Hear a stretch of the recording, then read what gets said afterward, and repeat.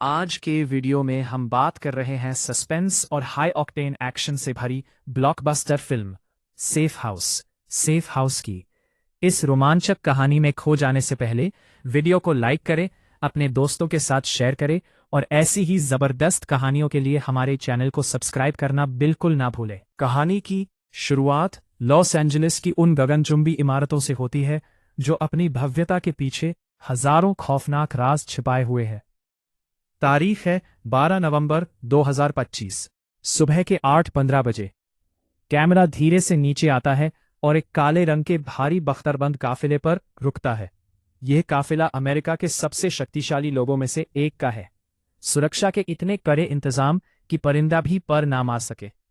लेकिन साजिशें अक्सर सुरक्षा की इन्हीं परतों के बीच पनपती हैं। अचानक एक भीषण धमाका पूरी सड़क को हिला देता है। सड़क के बीचों बीच एक गहरा गड्ढा हो जाता है और आग की लपटें आसमान छूने लगती है। चीख पुकार और धुएं के बीच नकाबपोश हमलावर अत्याधुनिक हथियारों के साथ सामने आते हैं। वे सिर्फ हमलावर नहीं थे, वे पेशेवर शिकारी थे। यही हमारा परिचय होता है लियाम चॉय से। लियाम एक सीक्रेट सर्विस एजेंट है जो अपनी वीरता के साथ साथ अपनी ठंडी बुद्धि के लिए जाना जाता है। लियाम के हाथ में एक डिजिटल ब्रीफकेस है, द फुटबॉल। इसमें वो डिजिटल कोड्स हैं जो देश के पूरे रक्षा तंत्र को नियंत्रण करते हैं। लियाम अपने साथियों को अपनी आंखों के सामने मरते हुए देखता है। गोलियों की आवाज कानों के पर्दों को फाड़ रही है। उसे एहसास होता है कि यहां से जिंदा निकलने का केवल एक ही गुप्त रास्ता है, सेफ हाउस 4 अल्फा। वह अपनी बुलेट प्रूफ गाड़ी से बाहर निकलता है और मलबे के बीच से होते हुए एक ऐसी इमारत की ओर भागता है जो बाहर से एक पुरानी जर्जर फैक्ट्री दिखती है। जैसे ही लियाम अंदर पहुंचता है, वह एक गुप्त बायोमेट्रिक पैनल पर अपना खून से सना हाथ रखता है। एक भारी कंक्रीट की दीवार धीरे से खिसकती है और लियाम के अंदर जाते ही ठप की आवाज के साथ बंद हो जाती है। अंदर की दुनिया बिल्कुल अलग है। यह एक हाईटेक बंकर है जहां रोशनी मध्यम है और हवा में एक अजीब सी ठंडक है। वहां उसकी मुलाकात एंडरसन से होती है। एंडरसन इस जगह का रक्षक है जिसकी आंखों में सालों की तन्हाई और एक अनकहा डर साफ दिखता है। अगले कुछ मिनटों में 4 और एजेंट ओवेन, सोरेलो, रीव्स और हल्टन वहां शरण लेने पहुंचते हैं। जैसे ही ये 6 लोग एक गोलाकार मेज के चारों ओर जमा होते हैं, कमरे की लाल इमरजेंसी लाइट जल उठती है। एंडरसन का कंप्यूटर सिस्टम चीखने लगता है। स्क्रीन पर लाल अक्षरों में एक मैसेज फ्लैश होता है। धमाके का सिग्नल इसी आईपी एड्रेस से भेजा गया था। कमरे का माहौल अचानक जम जाता है। लियाम धीरे से अपनी गन की सेफ्टी हटाता है। अब वे साथी नहीं बल्कि एक दूसरे के लिए शिकार बन चुके थे। गद्दार इसी कमरे में है और बाहर से मौत दरवाजा खटखटा रही है। अब शुरू होता है दिमाग हिला देने वाला मनोवैज्ञानिक खेल। सेफ हाउस की मुख्य बिजली काट दी जाती है। अब केवल इमरजेंसी बैटरी का सहारा है जिसकी पीली रोशनी हर चेहरे को किसी मुजरिम की तरह दिखा रही है। अंधेरे में डूबे उस बंकर में हर किसी की भारी सांसों की आवाज गूंज रही है। लियाम को शक है कि एंडरसन ने ही उन्हें यहां फंसाया है क्योंकि वो यहां का इंचार्ज है। वहीं ओवेंस को लगता है कि लियाम खुद गद्दार है और वो उस कीमती ब्रीफकेस को किसी विदेशी ताकत को बेचने आया है। शक का यह जहर हर चेहरे पर साफ दिख रहा है। धीरे धीरे सबकी रगों में घुल रहा है। रात के करीब 2 बज रहे हैं। सोरेलो की घबराहट बढ़ती जा रही है।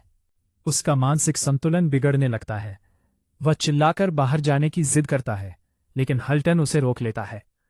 तभी अचानक वेंटिलेशन पाइप से एक नीली रोशनी निकलती है और पूरा हॉल एक रहस्यमयी गैस से भर जाता है। सब अपनी आंखें मलते हैं, खांसते हैं और एक एक करके फर्श पर गिर जाते हैं।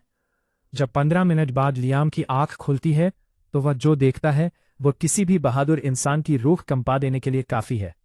रीव्स, जो सबसे शांत और बुद्धिमान डेटा एनालिस्ट था, अपनी कुर्सी पर मृत पड़ा है। उसकी गर्दन पर एक बहुत ही सटीक सर्जिकल कट है।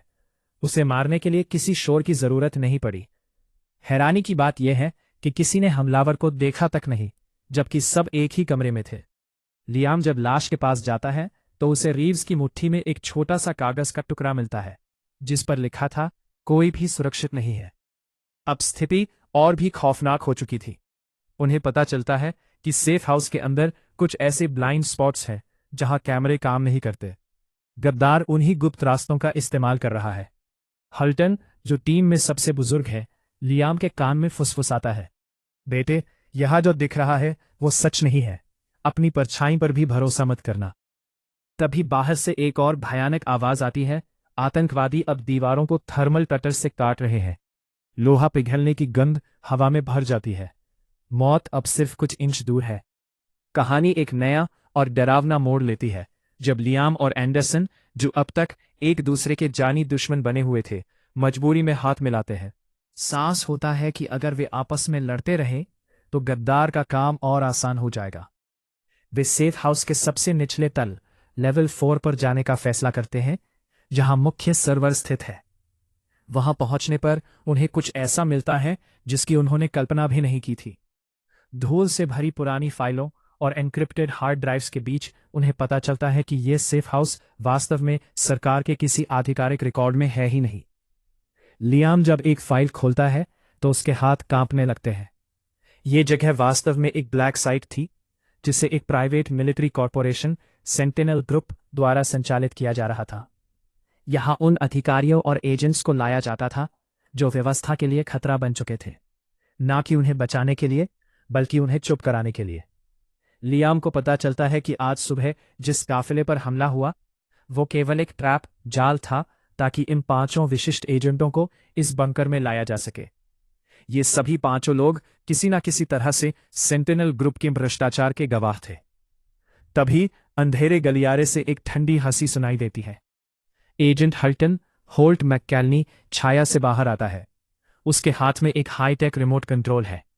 वो बड़े आराम से अपनी सिगार सुलगाता है और कहता है, तुम सब अपनी एक्सपायरी डेट पार कर चुके हो।